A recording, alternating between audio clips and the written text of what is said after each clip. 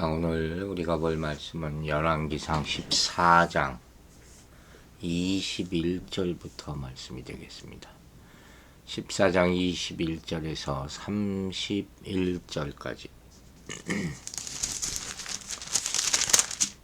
먼저 읽겠습니다.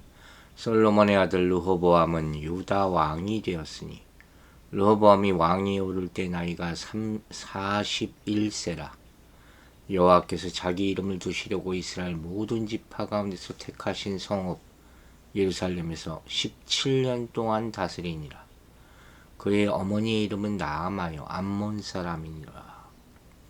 유다가 여호와 보시기에 악을 행하되 그의 조상들이 행한 모든 일보다 뛰어나게 하여 그 범한 죄로 여호와를 노엽게 하였으니 이는 그들도 산에서와 모든 푸른 나무 아래에 산당과 우상과 아세라상을 세웠습니다. 그 땅에 또 남색하는 자가 있었고 여호와께서 이스라엘 자손 앞에서 쫓아내신 국민의 모든 가증한 일을 무리가 본받아 행하였더라.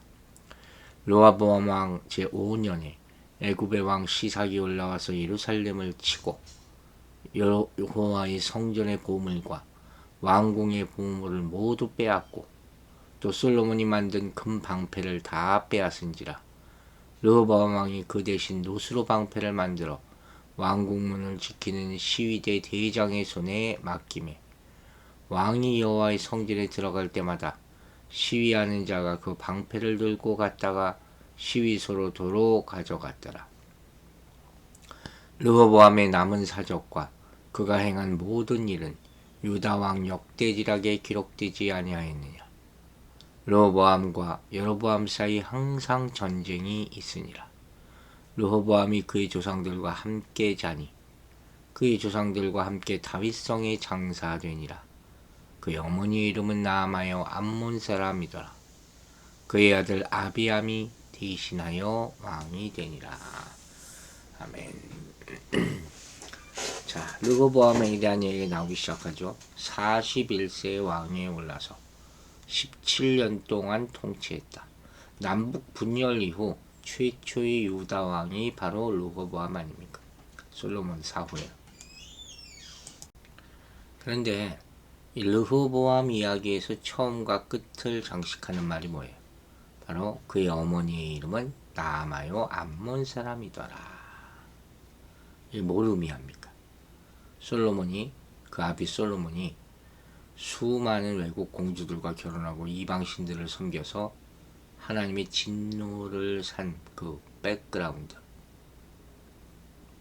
그죠? 그것이 그의 아들 르호보암 이야기의 전체를 감싸고 있다. 선천적으로 문제가 있을 수밖에 없는, 출생적으로, 그죠? 이게 참 안타까운 거예요. 하나님의 보시기에 좋지 않은 그런 배경을 가지고 있었다. 자기는 어쩔 수가 없지만 안타까운 얘기죠, 사실. 또한 예루살렘이 강조되죠. 이 예루살렘이 여호와께서 자기 이름을 두시려고 이스라엘 모든 지파 가운데서 택하신 성읍, 이렇게 소개되죠. 즉 비록 유다 백성이 악행을 저질렀어도 예루살렘만은 하나님이 택하신 성읍이기 때문에 예루살렘을 보호하시려는 하나님의 의지가 나타나 있는 표현이 바로 이런 표현이죠. 심판과 선택, 택함, 이건 또 다른 문제라는 것이죠. 르호보암의 왕의 통치에 대한 구체적인 내용은 역대기 더 자세히 상세히 기록되어 있다 그랬어요.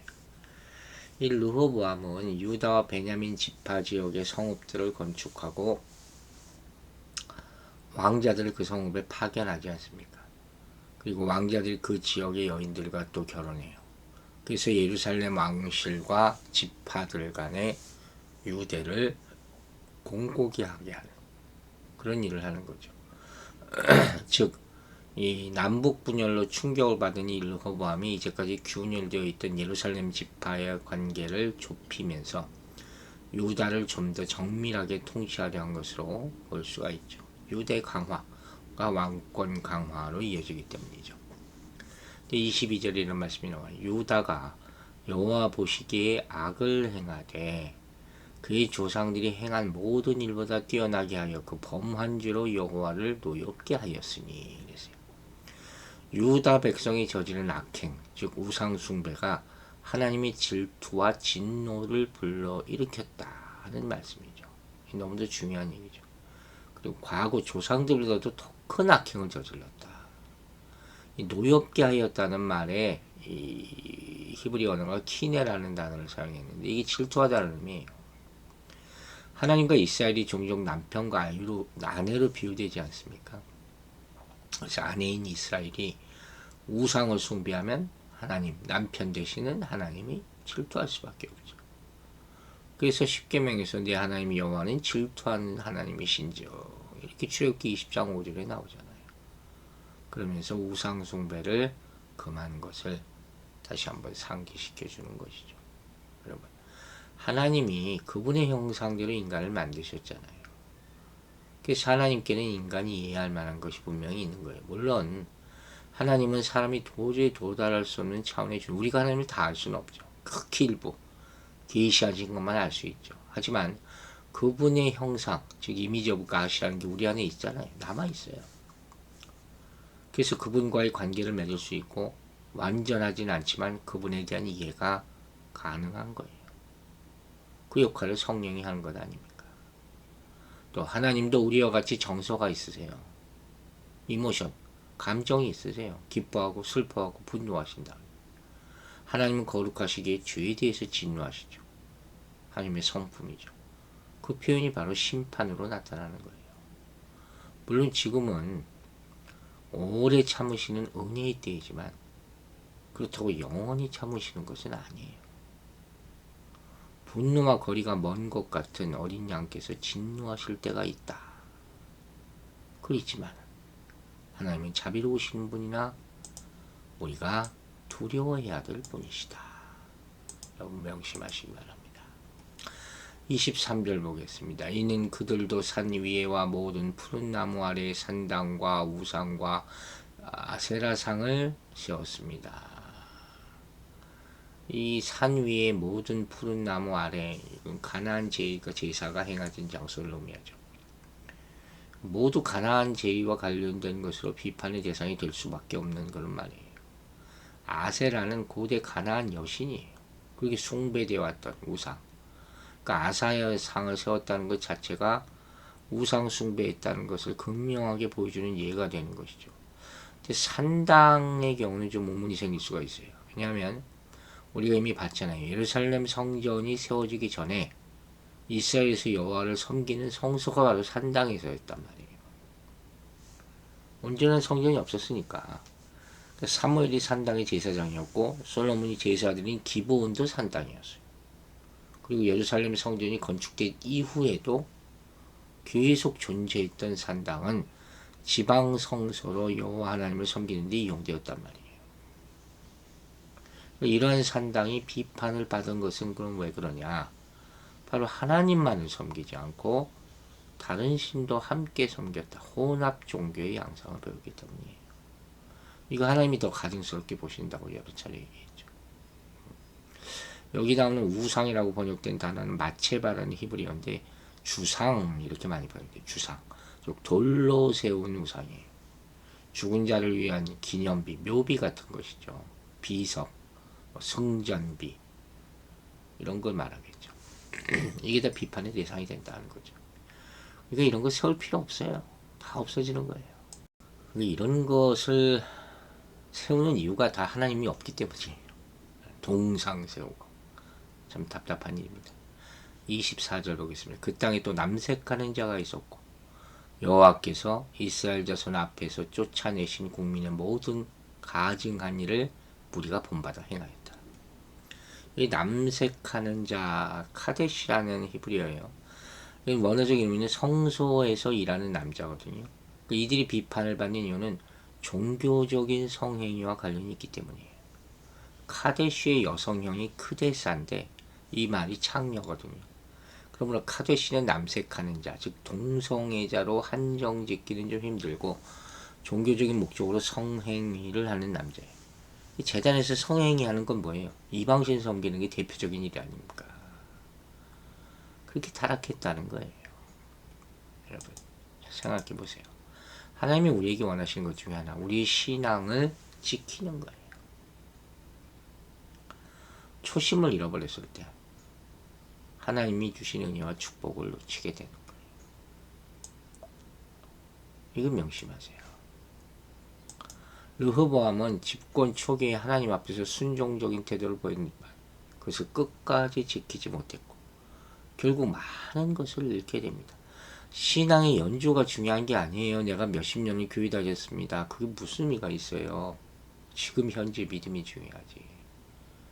신앙의 초심을 지키는 것, 그 순수함을 지키는 것이 하나님의 은혜와 축복을 지속적으로 받는 길이라는 사실을 꼭 명심하시기 바랍니다. 여기에 적이 뭐예요? 우리 마음을 쉽게 흔들게 만드는 것. 그게 바로 세상 아닙니까? 세상에서의 성공. 여기 우리가 이 문제가 생기는 거죠. 르호보암은 나라가 견고해지고 힘이 강해지자 하나님의 말씀을 버린 거예요. 그러므로 성공할 때 더욱 주의하라 그러잖아요. 우리 초심을 잃어버리게 되니까. 모든 삶이 다 거기서 걸려 넘어진다는 거예요. 특별히 세상적인 것을 추구하다가 하나님 앞에 가졌던 신앙의 초심을 잃지 않도록 주의하시기 바랍니다. 자신의 마음을 흔들고 처음 가졌던 신실한 신앙의 자세를 흐트리는 것은 무엇인지 그런 게 있잖아요. 여러분이 사랑하는 것, 하나님보다 더 사랑하는 것, 하나님이 언제라도 다시 주실 수 있는 그런 것에 마음을 빼앗겨서 정작 하나님을 바라보지 못하는 그런 실수를 저지르지 말라는 거예요. 즉 르호보암처럼 우상을 세우고 있는 것이 아닐까 돌아보시기 바랍니다. 하나님보다 더 사랑하고 신뢰하는 것이 바로 우상 아닙니까? 하나님에 대한 사랑을 빼앗아가는 것이 있다면 이 시간 정리하시기 바랍니다. 하나님보다 더 의지하는 것이 있다면 그것이 헛된 것임을 깨닫고 신앙의 초심을 되찾는 여러분들 되시기 바랍니다. 25절 26절 읽겠습니다. 르호보암 왕 제5년에 애굽의 왕 시삭이 올라와서 예루살렘을 치고 여호와의 성전의 보물과 왕궁의 보물을 모두 빼앗고 또 솔로몬이 만든 금방패를 다 빼앗은지라 그랬어요. 자, 이거 보세요. 이거 다 쌓아놨봤자 소용없어요. 르호보암 5년에 BC약 922년경 애굽 왕 시삭이 팔레스틴으로 원정을 합니다. 유다 지역보다는 이스라엘 지역에서 더 많은 전투를 벌였고 많은 약탈을 자행한 것을 보입니다. 즉 시삭이 침략한 목적은 영토 확장이 아니라 애굽의 국제 무역 상권을 지키고 재물을 약탈하려는 것이었어요. 이때 유다는 예루살렘 성전의 보물과 왕궁의 보물을 다 빼앗깁니다. 그런데 솔로몬이 만든 금방패도 빼앗겼다는 것이죠. 안타까운 일이 벌어지는 것이죠. 27절 28절 봅시다. 르호보암 왕이 그 대신 노스로 방패를 만들어 왕궁문을 지키는 시위대 대장의 손에 맡기매 왕이 여호와의 성전에 들어갈 때마다 시위하는 자가 그 방패를 들고 갔다가 시위소로 도로 가져갔다. 이게 무의미한 얘기예요. 이게 무슨 얘기냐? 전쟁할 때는 금방패로 싸울 수 없잖아요. 철로 만든 방패 이런 것이 효과적이에요. 이 금방패는 왕의 의전용이에요. 폼으로 갖다 놓은 거예요. 근데 시삭이 금방패마저 약탈해간 이후 금빛 나는 놋방패 가짜죠. 그래서 왕이 행사할 때 의전용으로 사용했다는 것이죠. 시위대는 왕을 경외하고 왕의 위엄을 높이는 그런 친위대 아닙니까? 왕이 행차할 때 금방패로 호위하는 것처럼 그렇게 했다는 얘기죠. 여러분, 이게 다 무슨 의미가 있습니까? 그러니까 이렇게까지 끝까지 회개하지 못하는 이유를 우리는 생각해 보라는 거예요. 하나님은 우리가 죄를 회개하되 진심으로 뉘우칠 때 자비를 베풀어 주시는 거예요. 시삭이 유다를 침략했을 때 르호보암과 백성이 하나님 앞에 겸손히 엎드리면 하나님은 완전히 나라가 멸망하지 않도록 자비를 베풀어 주십니다. 그러니까 항상 얘기하잖아요. 징계를 두려워하지 말고 즉시 회개하는 것. 이게 우리가 해야 될 일이라 하는 것이죠. 하지만 자비를 베푸시는 하나님 앞에서 우리가 죄를 계속 깨닫지 못하면 하나님은 우리가 깨닫도록 그동안 주셨던 축복을 거둬가실 수가 있다는 거예요. 이 영적 타락 때문에 르호보암이 나라의 힘과 부를 잃었던 것 같은 경험을 우리도 할 수 있다는 것이죠. 그러므로 우리가 하나님께 받은 축복을 우리의 죄 때문에 잃어버리고 있지 않는가 꼭 살펴보시라 하는 것이죠. 우리의 삶의 중요한 것을 잃어버리는 이유가 가장 큰 이유가 우리의 죄 때문이라는 것이죠. 그래서 영적으로 깨어 있어야 된다는 것이죠. 29절, 30절, 31절 보입니다. 르호보암의 남은 사적과 그가 행한 모든 일은 유대왕 역대지략에 기록되지 아니하였느냐. 르호보암과 여로보암 사이에 항상 전쟁이 있느니라. 르호보암이 그의 조상들과 함께 자니 그의 조상들과 함께 다윗성에 장사되니라. 그의 어머니 이름은 나아마요 암몬 사람이더라. 그의 아들 아비암이 대신하여 여왕이 되니라. 어머니 이름 암몬 사람이다. 마지막까지 또 나오죠. 유대왕 역대지략, 유다 왕실에 대한 역사 자료를 의미하죠. 열왕기 저자가 이 자료를 참고했음을 우리가 알 수 있죠. 역대기 저자는 선지자 스마야와 선견자 이또의 족보책도 참고했다고 역대하 12장 15절에 나와 있어요. 또 남북으로 분열될 때 이 국경선이 완전히 정해지지 않았어요. 그래서 30절에 나오는 거예요. 르호보암과 여로보암 사이에 항상 전쟁이 있느니라. 국경선이 계속 움직일 수밖에 없는 것이죠. 우리 6.25 전쟁도 그렇게 오래 간 이유가 조금이라도 더 차지하려고 더 싸웠다 그러잖아요. 그리고 또 하나 중요한 건 이스라엘과 유다의 남북 관계는 한국의 분단 상황과는 달라요. 한국도 남북으로 갈라지긴 했지만 비록 이스라엘이 남북으로 분열되어 있었지만 이스라엘과 유다 사람들은 서로 왕래했어요. 그래서 하나님의 사람이 유다에서 베델로 갈 수 있었고 여로보암이 이스라엘 사람들이 예루살렘에서 왕래하는 것 이거 염려할 수밖에 없었던 거죠. 그래서 그들이 베델 성전을 건축한 것이지 그 무슨 휴전선 같이 딱 가로막고 그런 건 아니었다 하는 것이죠. 우리가 마지막으로 하나 짚고 넘어가야 될 게 있죠. 지도자가 타락하면 밑에 사람들도 함께 죄에 빠지게 되는 것이죠. 르호보암의 죄가 유다 전체의 죄로 퍼져나가는 것. 이걸 우리는 보여주는 거예요. 지도자가 하나님 앞에 바로 서야 할 이유는 그의 신앙이 그가 맡고 있는 사람들의 삶에도 중요한 영향을 미치기 때문이에요. 교회 지도자가 하는 게 뭡니까? 말씀을 선포하는 것이죠. 신앙을 지키게 만들어주는 거죠. 또 부모의 신앙이 자녀의 신앙에 결정적인 영향을 미친다는 것도 잊지 마셔야 돼요. 솔로몬이 이방 여인과 정략 결혼을 하고 타락하는 것이 르호보암에 결국 영향을 미치지 않습니까? 암몬 사람이더라. 계속 나오잖아요. 부모의 말과 행동만큼 자녀의 신앙생활에 영향을 주는 것이 뭐가 있겠습니까? 그러므로 우리는 신앙을 가진 부모로서 믿음, 행동 다 자녀에게 모범을 보여줘야 할 것입니다. 기도하겠습니다. 아버지 하나님 감사합니다. 오늘 아침에도 이스라엘의 유다의 르호보암, 여로보암 왕들의 실패의 모습을 보면서 경계로 삼게 하심을 감사드립니다. 하나님이 아무리 보호하려 해도 그들이 악을 행하고 우상 섬길 때 하나님의 심판이 임할 수밖에 없음을 우리는 두 눈으로 똑똑히 봅니다. 하나님은 자비하시나 우리가 죄를 지었을 때 심판하시는 공의로운 하나님임을 명심하게 하여 주시옵소서. 하나님은 우리가 신앙의 초심을 다 지키기를 원하십니다. 초심을 잃지 않는 우리 되게 하여 주시고 하나님의 은혜와 축복을 한순간에 놓치지 않도록 항상 경계하고 겸손하고 조심하는 삶이 되게 하여 주시옵소서.